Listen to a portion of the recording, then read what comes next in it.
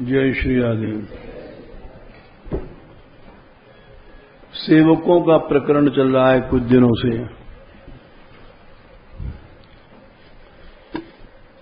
क्योंकि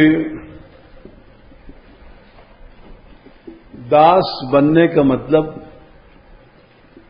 भक्ति मार्ग में दास की महिमा इतनी है कि वो भगवान से बड़ा बन जाता है। भक्ति मार्ग की विचित्र विशेषता, ऐसा न ज्ञान मार्ग में होता है न योग मार्ग में होता है। किसी मार्ग में, भक्ति मार्ग में ही एक ऐसी बात है, क्योंकि उसका कारण है भक्ति भगवान की स्वरूप शक्ति है, बल्कि भगवान ही समझ लो। शक्ति शक्तिमान में कोई भेद नहीं होता है। भक्ति में ऐसी शक्ति क्यों है, उसका कारण है कि संसार में तो भेद होता है, वहां शक्ति शक्तिमान में कोई भेद ही नहीं है।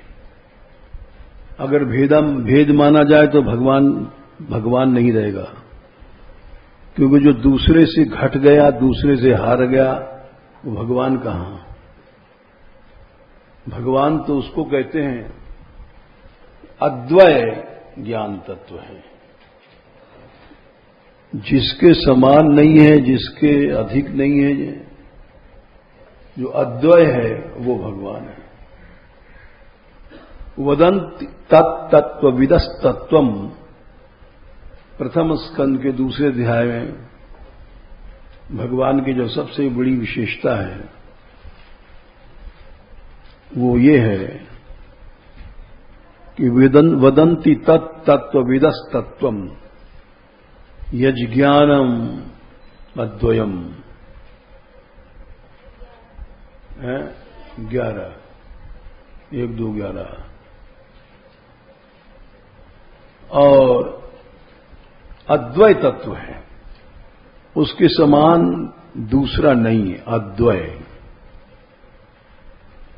फिर उससे ज्यादा कैसे होगा। तो जो अद्वय तत्व है वो है भगवान। बोले उसी को 3 नाम है, ब्रह्मेति, परमात्मेति, भगवान इति शब्दते। इति लगा दिया, फर्क है उसमें, ब्रह्म में, परमात्मा में, भगवान में। इति क्यों लगाया कि उसमें भगवान में संपूर्ण शक्ति का विकास है। ब्रह्म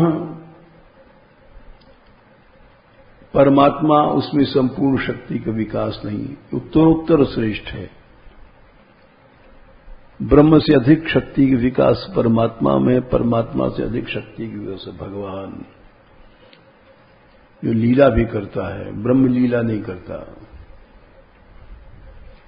परमात्मा भी सर्वांतर्यामी ही लीला नहीं करता। भगवान में संपूर्ण शक्ति का विकास है।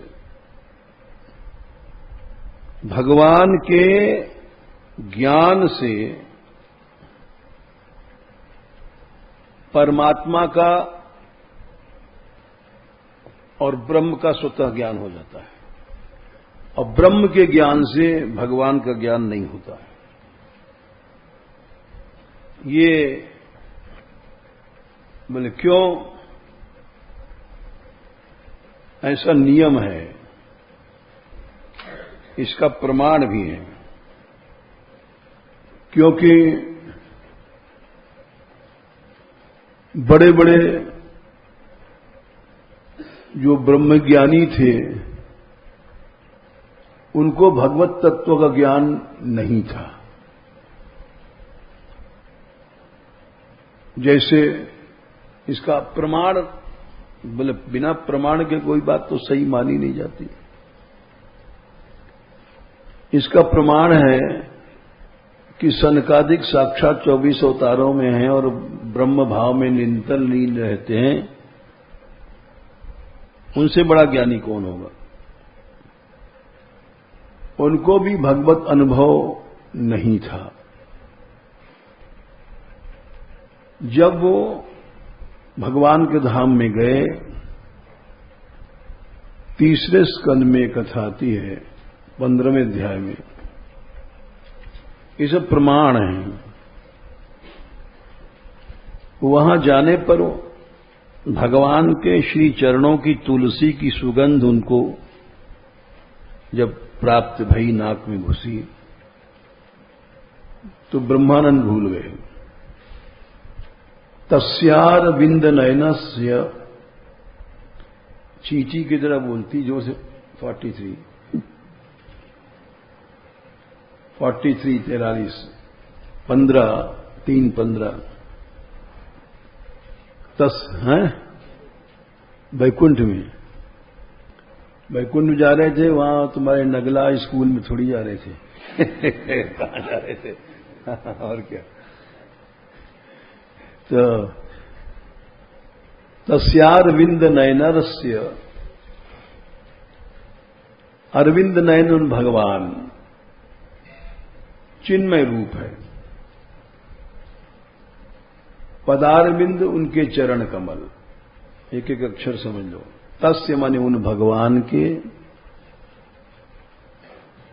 कैसे भगवान है? अरविंद नयन, जिनका नेत्र कमल की तरह है, उनके चरण भी कमल की तरह है। तस्यारविंद नयनस्य 3 15 और 43 है। तो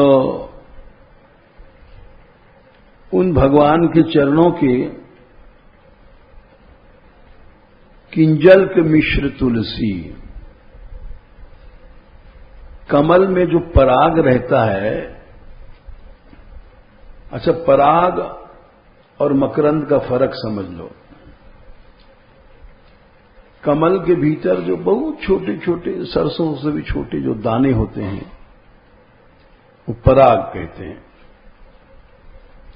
और उसमें जो रस होता है उसको मकरंद कहते हैं। दोनों में फर्क है।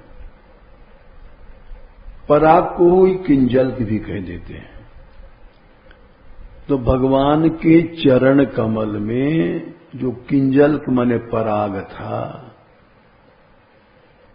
उसमें तुलसी चढ़ी हुई थी चरणों में, और उन दोनों का जो मकरंद रस था उसको लेके हवा चली। हवा का स्वभाव है, हवा का एक नाम है गंधवाट, गंधवाह, गंध को लेके चलती है, सुगंध हो या दुर्गंध हो। तो वो जो हवा चली तो उस मकरंद को लेके चली, जिस मकरंद में, रस में भगवान के श्री चरणों का पराग भी मिला हुआ था। तस्यार विंद नयनस्य, इसी तरह से एक एक शब्द समझना चाहिए, एक एक शब्द समझाना चाहिए। भगवान के श्री चरणों में जो पराग था, उस पराग पर तुलसी चढ़ी हुई थी, तो उस पराग में भी रस होता है, तुलसी में भी रस होता है। इसलिए उस किंजल्क मिश्रित रस को, मकरंद रस को लेके हवा चली। तस्यारविंद नयनस्य पदारविंद किंजल्क मिश्र तुलसी मकरंद वायु। हवा चली, कहां गई? सनकादिक के नाक में घुसी। अंतर्गतः उनके नाक के भीतर गई। स्वविवरेण मन, नाक के जो छेद थे, वहां जाके उसने उस हवा में संक्षोभ, क्षोभ माने हिलना डुलना, क्रिया करना, और संक्षोभ माने अच्छी तरह झकझोर दिया उनको। ब्रह्मानंद में जो लीन थे, ब्रह्मानंद को सुप्तानंद कहा गया। भगवत आनंद को जागृत आनंद। ब्रह्मानंद एकदम शांत है, उसमें क्रिया नहीं होती है। बाष्कलिना बाध्वा पृष्ठ सन्नवचने नैवो वाच उपशांतो यमात्मा। ब्रह्मानंद का स्वरूप समझ लो पहले, फिर संक्षोभ पीछे समझोगे। ब्रह्मानंद का ये वर्णन किया गया उपनिषदों में। एक बार बाष्कली एक ऋषि थे, ब्रह्मानंद की तलाश में घूमते घूमते चारों ओर पहुंचे। सब ऋषियों से उत्तर नहीं बना, क्योंकि ब्रह्मानंद का अनुभव नहीं था। अब कोई हमारे पास आवे तो हम लड्डूआनंद बता देंगे, पेड़ानंद बता देंगे, क्योंकि हमको अनुभव है। रुपयानंद बता देंगे, क्योंकि रुपया का अनुभव है। ब्रह्मानंद का अनुभव नहीं, कैसे बताएंगे? तो अंत में वो बाध्य ऋषि के पास पहुंचे। बाध्य ऋषि ब्रह्मानंद का अनुभव कर चुके थे। तो वहां पहुंच करके समित पाणी श्रोत्रियम ब्रह्मिष्ठम गुरुमें वाभिगच्छेत। श्रुति कहती है गुरु कौन है? जो श्रोत्री भी है, ब्रह्मनिष्ठ भी है। श्रोत्री समस्त शास्त्रों को ज्ञाता भी है और ब्रह्मनिष्ठ भी है, प्रैक्टिकल भी है। जैसे साइंस पढ़ते हैं, एक थ्योरी और एक प्रैक्टिकल इम्तिहान अलग होता है। और प्रैक्टिकल इसलिए कराया जाता है, खाली थ्योरी से काम नहीं चलता।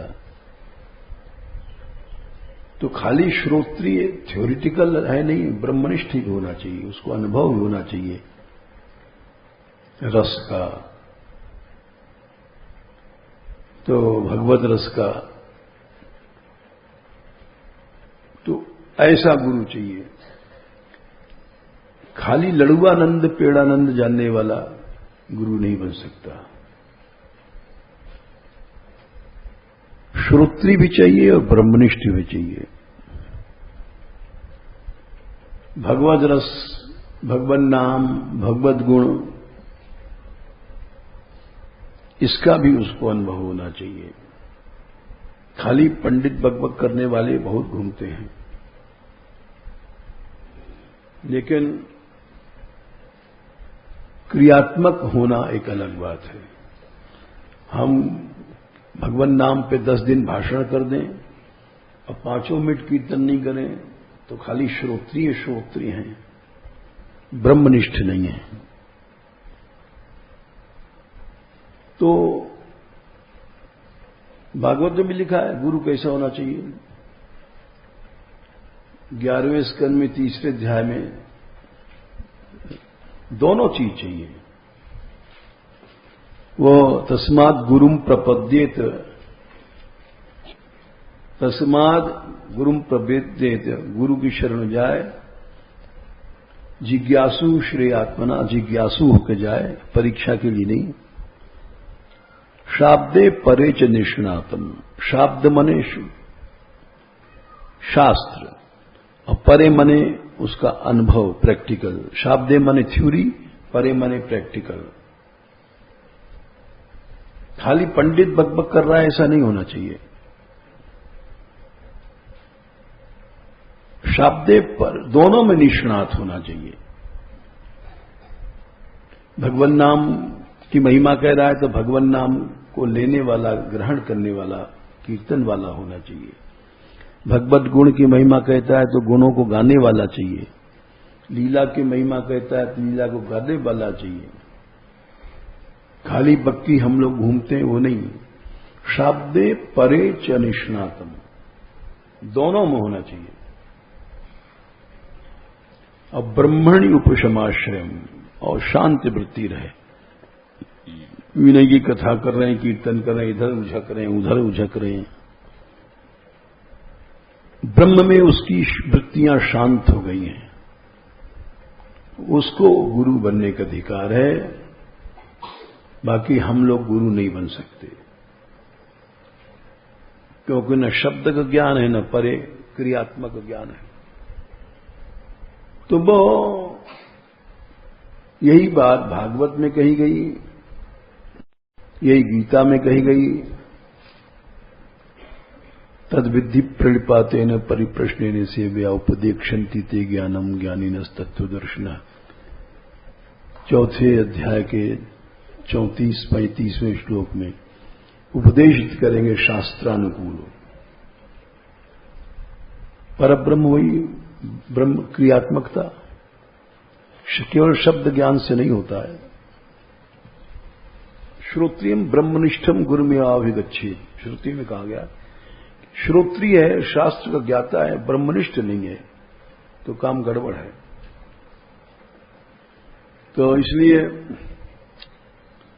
देखा गया है, अच्छे अच्छे विद्वानों को देखा है, भाषण किया और जब कहीं कीर्तन पर बैठ गए तो नींद आने लग जाती, क्योंकि उनको भगवत रस मिले नहीं, या उठ के चल देंगे।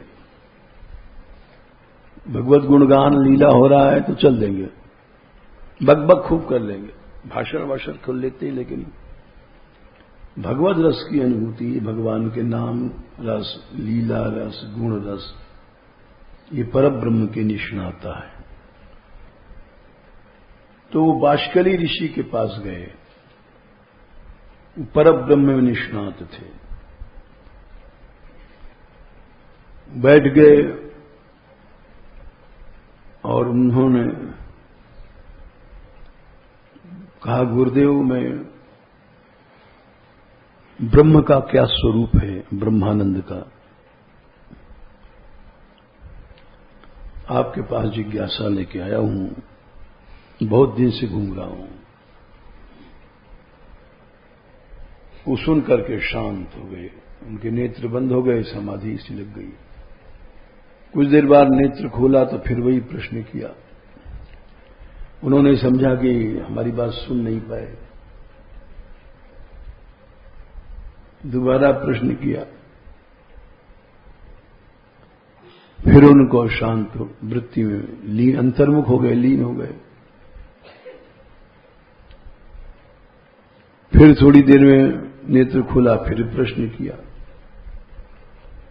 वो समझते थे कि ये हमारी बात नहीं सुन पाए। तब श्रुति कहती है समझ नहीं पाया शिष्य। एक उपदेश होता है बकबक करके, एक होता है प्रैक्टिकल दिखाना। अब ऐसे बहुत कोई नृत्य सीख रहा है और प्रैक्टिकल शर्मा रहा है उस पर खड़े होने में मंच में, तो प्रैक्टिकल नहीं है वो, तो देह को देहाध्यासी जितना देह छोड़ता है उतना ही बढ़िया गाता भी है, नृत्य करता है। और सोचेगा देख रहे हैं लोग, देख रहे हैं, तो फिर वो नहीं नाच पाएगा। तो उन्होंने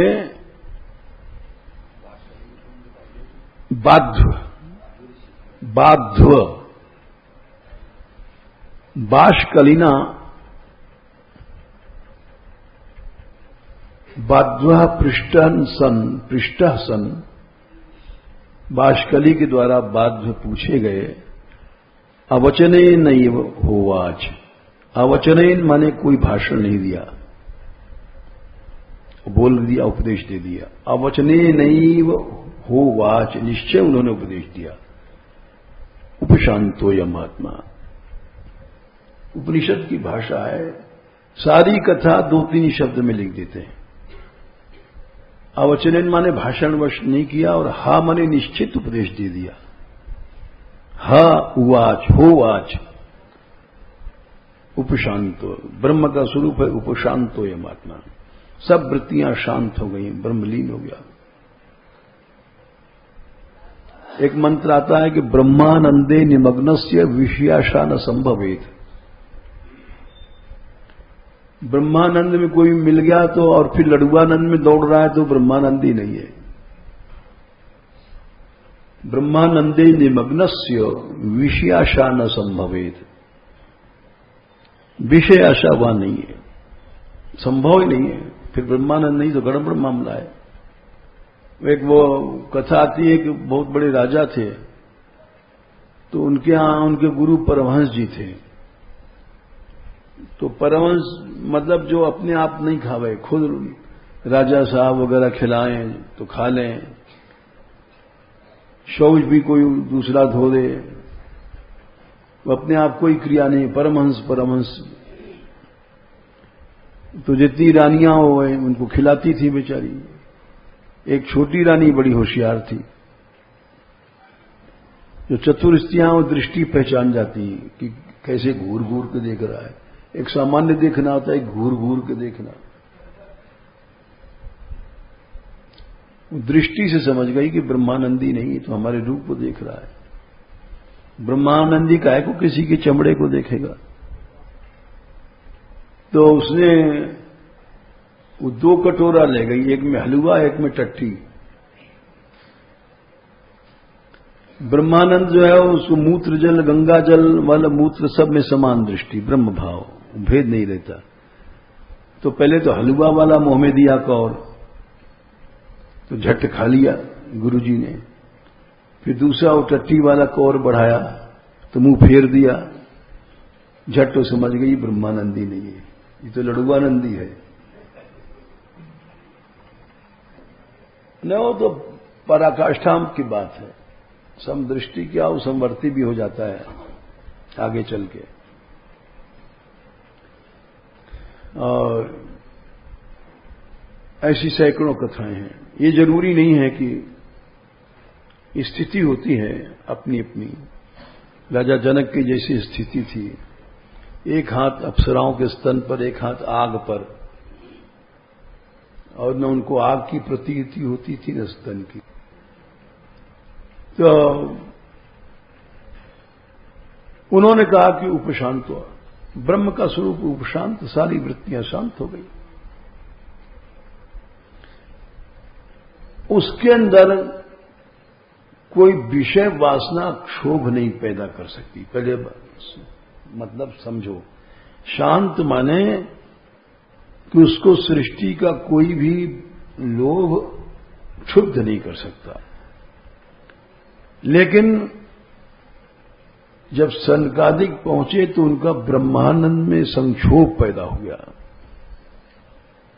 उथल पुथल। क्यों हो गई? क्योंकि ब्रह्मानंद से श्रेष्ठ था ही भगवदानंद। ये मतलब ब्रह्मानंदी को लड़ुआ संक्षोभ नहीं पैदा कर सकता। फिर ब्रह्मानंद काय करा? ब्रह्मानंदी के अंदर अगर क्षोभ पैदा हुआ तो हो ही नहीं सकता। तो ब्रह्मानंदे निमग्नस्य विषयाशा न संभवेत। जैसे जैसे अनुभव होता है वैसे वैसे विषय उसको बाधित नहीं करते। उच्च कोटि के साधक को विषय नहीं बाधित कर पाएंगे। ब्रह्मानंद दूर रही, ये योग्यता आती जाती है धीरे धीरे। इसका प्रमाण है 11वें स्कंद में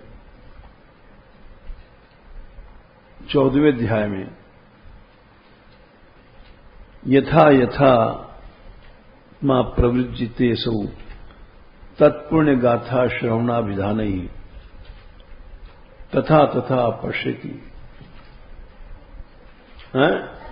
26 चक्षुर्यथैवांजन संप्रयुक्तम। जैसे जैसे भगवान के पुण्य गाथा कीर्तन वगैरह से साफ होता है मन, वैसे वैसे साफ मने विषय वासनाएं हटती गई, उतना ही उतना तुम्हारा मन में भगवान का अनुभव होगा। 10% अगर विषय वासना हट गई है तो 10% भगवान के रस का अनुभव हो जाएगा। 20% वासनाएं हट गई हैं तो 20% अनुभव हो जाएगा। 50% अगर वासनाएं हट गई हैं तो 50% भगवद रस का अनुभव होगा। 80% वासनाएं हट गई हैं तो 80% भगवद रस का अनुभव होगा। यथा यथात्मा परिमृज्यते असौ मत पुण्य गाथा श्रवणाभिधानई तथा तथा पश्यति वसु सूक्ष्म चक्षुरथैवांजन संप्रयुक्तम। जैसे आंखा मंजन लगाओ, जैसे जैसे गंदगी दूर होगी वैसे वैसे दृष्टि बढ़ती जाती है। तो जब ब्रह्मानंद है कब आता है? हृदयते हृदय ग्रंथि छिद्यन्ते सर्व संशया। हृदय की गांठ टूट गई, सब विषयों को संशय चले गए। क्षीयन्ते चास्य कर्माणि तस्मिन् दृष्टि परावरे। ब्रह्मानंद का अनुभव ऐसे नहीं होता है कि लडुआ खाते जाओ हमको ब्रह्म मिल गया। ब्रह्मानंद तब होता है, 3 शर्त हैं। हृदयते हृदय ग्रंथि, हृदय की अनादिकाल की गांठ टूट गई। छिद्यन्ते सभी संशय चले गए। ये विषयों की ओर भी हम लोग जाते हैं संशय के कारण कि इसमें बड़ा आनंद है लड्डू में, ये संशय ले जाता है। भिद्यन्ते हृदय ग्रंथि छिद्यन्ते सर्व संशया। अब वहां संशय नहीं रहा कि लड्डू में आनंद है, भोग में आनंद है। संशय तो ब्रह्मानंद नहीं है। क्षीयन्ते चास्य कर्माणि, उसके सब कर्म नष्ट हो गए। संचित कर्म भी, प्रारब्ध भी और वर्तमान भी। जब संचित कर्म नष्ट हो गया तो भोग की बुद्धि पैदा ही नहीं होगी। संचित कर्म से वासना पैदा होती है, वासना से स्मृति, स्मृति से राग द्वेष, राग द्वेष से भोग। जैसे हमने लडुआ खाया था तो लडुआ मीठा है, इसका संस्कार हमारे अंदर संचित है। संचित माने इकट्ठा है। संस्कारों का इकट्ठा होना संचित कर्म है। सब अलग अलग समझ लेना चाहिए। अब उस संचित से वासना पैदा भई, फिर से लडुआ मिल जाए। वासना से स्मृति आई, हाय लडुआ है लडुआ। या जैसे भोग स्त्री पुरुष का, स्मृति में राग द्वेष रहता है। शत्रु की स्मृति आई तो द्वेष रहेगा, राग द्वेष से कर्म हो जाता है। फिर तो जिसके संचित कर्म नष्ट हो गए वहां तो न वासना है न स्मृति है, वहां गड़बड़ कुछ नहीं। क्षीयन्ते चास्य कर्माणि, उसके सब कर्म नष्ट हो गए। तो वहां पर भोग कैसे हो सकेगा?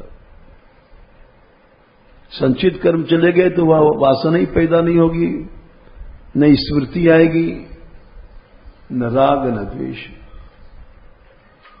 तो 3 चीज चली जाती हैं उसको ब्रह्म ज्ञान में।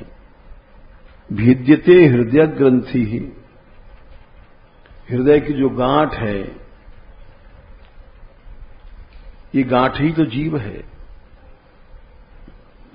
जड़ और चेतन ही ग्रंथ पर गई, यद्यपि मृषा छूटत कठिनई। जड़ चेतन की गांठ पड़ गई है, ये इसी को अहम कहते हैं, मैं जीव। जड़ मने शरीर, चेतन मने आत्मा, इन दोनों की गांठ जैसी पड़ गई है। नहीं, झूठी गांठ है,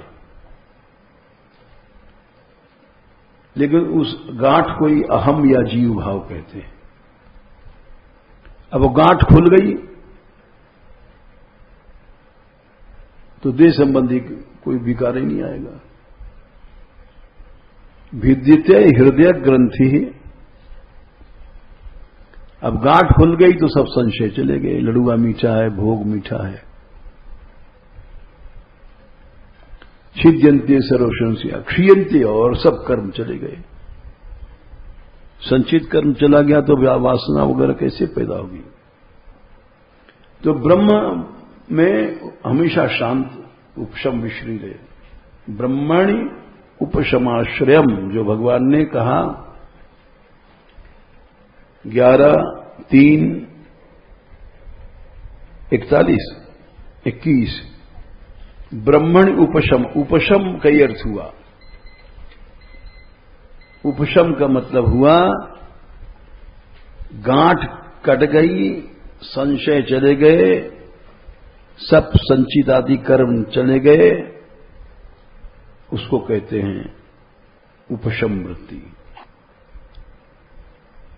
अब उस श्लोक पर चलो, 3:15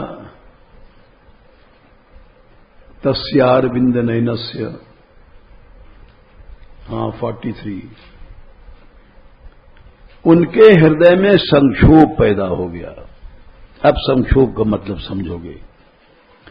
ब्रह्मानंद में तो संक्षोभ पैदा ही नहीं होता है,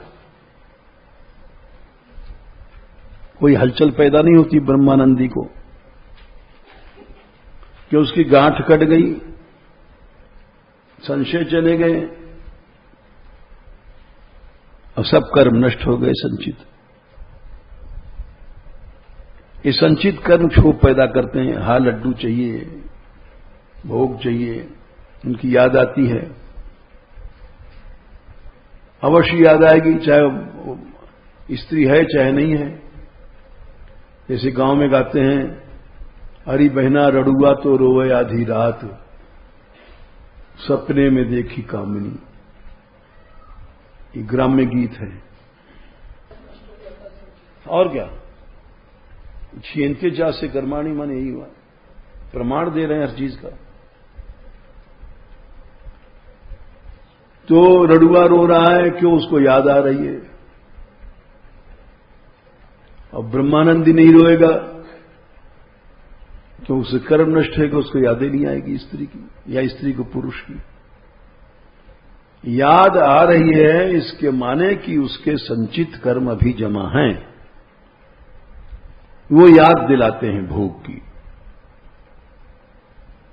जैसे जैसे संचित कर्म भी कम होते हैं, जैसे उदाहरण दिया, यथा यथात्मा परिमृज्यते सौ, 11वां स्कंद 14वां अध्याय में, भगवान नाम गुण भजन से वो मन साफ होता है। यथा यथात्मा परिमृज्यते सौ, 11, 14 और वैसे वैसे। अब जो साधन ही भगवान नाम गुण कीर्तन नहीं कर रहा है, तो उसका तो फिर कोई इलाज ही नहीं है। दिन रात लगे रहो, एक दिन मन साफ हो जाएगा। तो ब्रह्मानंद वाले को क्षोभ तो होना नहीं चाहिए, लेकिन क्षोभ क्यों हुआ? जब उसके कर्म ही नष्ट हो चुके हैं, संचित कर्म है ही नहीं है, अविद्या की गांठ नहीं है, कोई संशय नहीं है, कोई कर्म नहीं है, तो क्षोभ क्यों हुआ? इसलिए हुआ कि भगवान का जो रस है वो चिन्मय है, माइक शक्ति का विकार नहीं है। चिदानंदमय देह तुम्हारी, इसका प्रमाण ले लो। विगत विकार जाने अधिकारी, ये सब समझना चाहिए कि क्षोभ क्यों हुआ। ब्रह्मानंदी को तो क्षोभ होना ही नहीं चाहिए, लेकिन इसलिए क्षोभ हुआ कि वो माइक शक्ति का शरीर नहीं था, वो चिन्मय था। अयोध्या कांड 126 और 127। 126 दोहा, राम स्वरूप तुम्हार, बचन अगोचर बुद्धि पर। मन वाणी सबसे आगे है, अविगत अकथ अपार, नीति नेति कह निगम बद। इसी के आगे है 7वीं चौपाई। चिदानंदमय देह तुम्हारी, विगत विकार जाने अधिकारी। सनकादिक के अंदर जो क्षोभ हुआ, क्यों हुआ? माइक रूप नहीं था, सबके अंदर क्षोभ नहीं हुआ, क्योंकि जाकी रही भावना जैसी, प्रभु मूरत देखी तिनस्तेसी। विगत विकार, विकार रहित हो जाओगे जब भगवान का चिन्मय रूप दिखेगा। और अगर विकार नहीं हो, विकार वाले हो, तो जाकी रही भावना जैसी, अब प्रभु मूरत देखी तैसी, उसके अनुसार अनुभव होता है। जैसे भगवान जब रंगशाला में गए और भागवत में भी श्लोक है, मल्ला नाम अश्विनेन्द्र नाम 10वें स्कंद के 43वें में, और यहां पर भी यही है कि जब रंगशाला में आए हैं तो जिसको जैसा भाव था,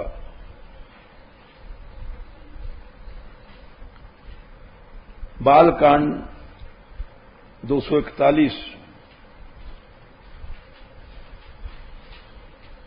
देखें रूप महारणधीरा, राजाओं को बीरस, कुटिल राजाओं को भयानक रस, और जो राक्षस बैठे थे उनको काल रूप देखा। नगरवासियों को नर बड़े श्रेष्ठ मनुष्य हैं, तुम्हारी मानवीय बुद्धि तो तुमको अच्छे आदमी, खूबसूरत लड़का है दिखाई पड़ेगा, चिन्मय रूप नहीं दिखाई पड़ेगा। स्त्रियों को श्रृंगार रूप, विद्वानों को विराट रूप, योगियों को परम तत्व, हरिभक्तों को भक्त रूप। 241 के आसपास है। तो ये जो चौपाई हम कह रहे थे अयोध्या कांड 127 में, भगवान वनपथ में जा रहे हैं, चिन्मय रूप सबको नहीं दिखेगा। विगत विकार जान अधिकारी, केवल विकार रहित लोग ही देख पाएंगे।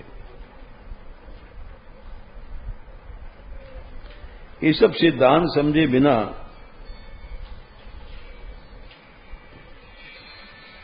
भ्रम हो जाता है। इसीलिए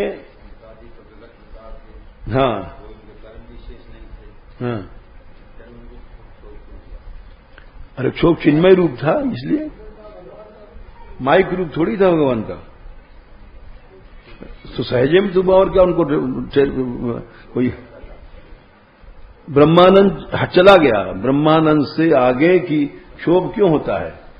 अब समझो क्षोभ, जैसे हम बैठे हैं और सामने बर्फी का थाल आ गया तो अपने आप जीभ में पानी आ रहा है, अपने आप मुंह में लार आ रही है कि हमको मिल जाए, इसलिए क्षोभ होता है। हमारे अंदर लड़ुआनंद नहीं है, उसको लड़ुआनंद पाने के लिए क्षोभ हो रहा है। अब यहां पर देखो,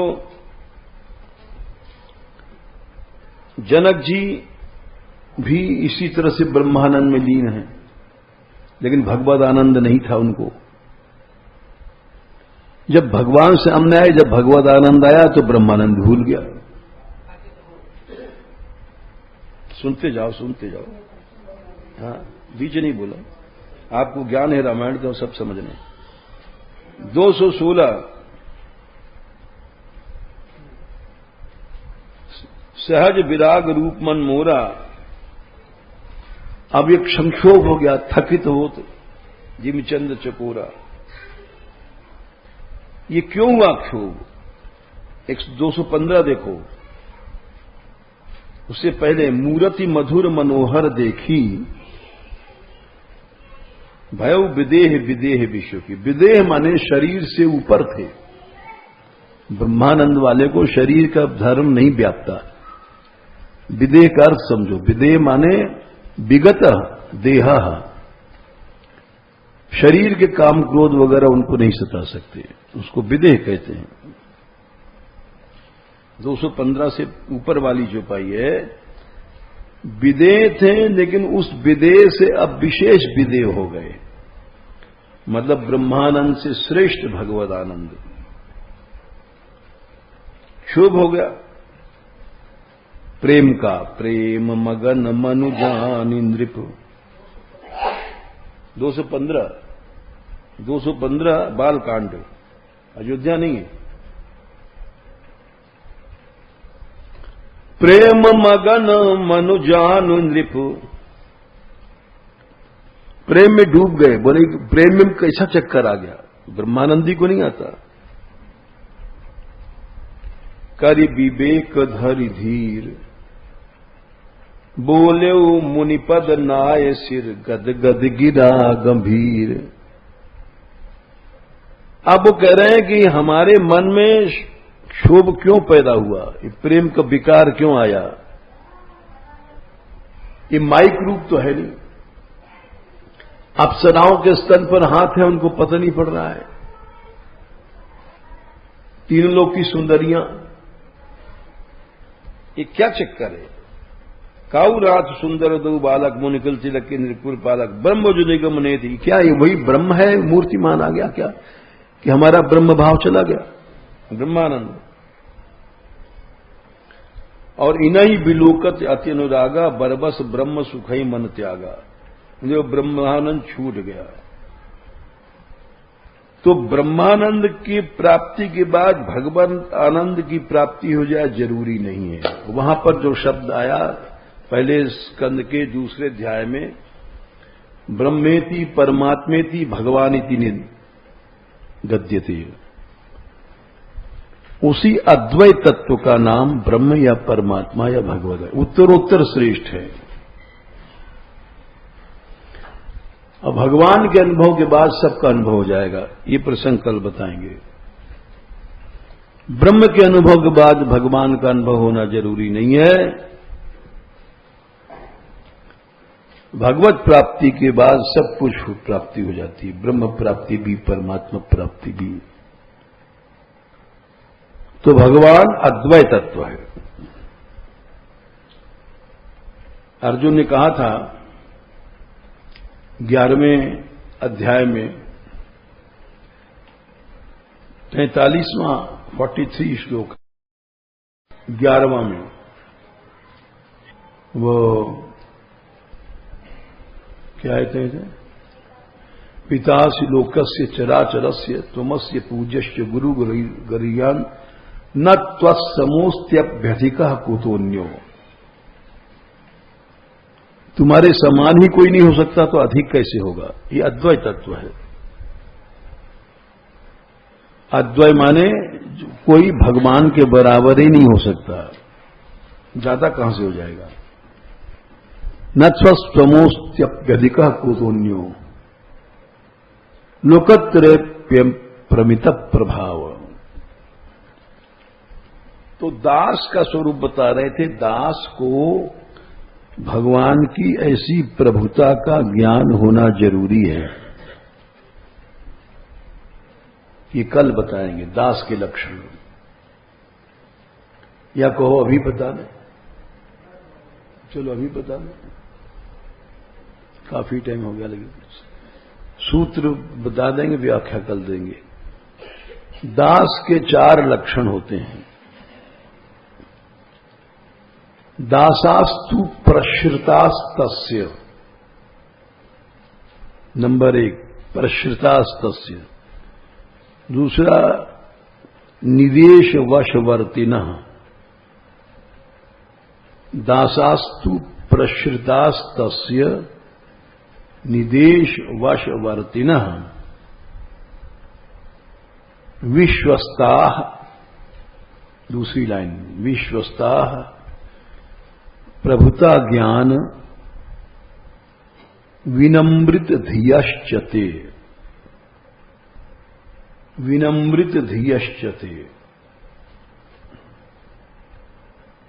इसका शब्दार्थ समझ लो। दास सदा प्रश्रित भगवान के भरोसे रहता है, सेठों के भरोसे, परिवार के, हमारी बहू बेटा और छोरा छोरी, स्त्री पति, सब जीवाश्रय नहीं होता। बच्चा माँ बाप का आश्रय करता है, स्त्री पति का, पति स्त्री का, ये सब झगड़ा नहीं हुआ। उसको प्रश्रित कहते हैं। एक भरोसो एक बलो, चलो चलो। प्रश्रितास्तस्य निदेश वर्षवर्तिना, आज्ञा पालक होगा। 2, अखंड विश्वास होगा। 3, और चौथा सदा विनम्र बना रहेगा भगवान के प्रभुता ज्ञान के कारण। सदा विनम्र रहेगा, और विनम्र नहीं है तो दास नहीं है। दैन्य से मतलब ये कहीं भी है, जैसे राम जी अपने पिता के सामने नहीं बोलते थे, गुरुओं में, गुरुजनों में राम का सशील किसी के नहीं, लक्ष्मण इत्यादि किसी के नहीं। वशिष्ठ जी गुरु जी गए तो उनके सामने बोले नहीं पाए राम जी। अब ये सब प्रमाण देंगे कल। और आजकल के गुरु चेलाओं का भी प्रमाण है। गुरु चेला में झगड़ा गया, गुरु ने कहा जा ससुर, हमने समझी कि कंठी काऊ कुत्ता के नार में हमने पट्टा बांध दिया। चेला बोला जाओ जाओ, तुमने मंत्र वंत्र का दिया, हमने समझा कोई कुत्ता कान सूंघ गया।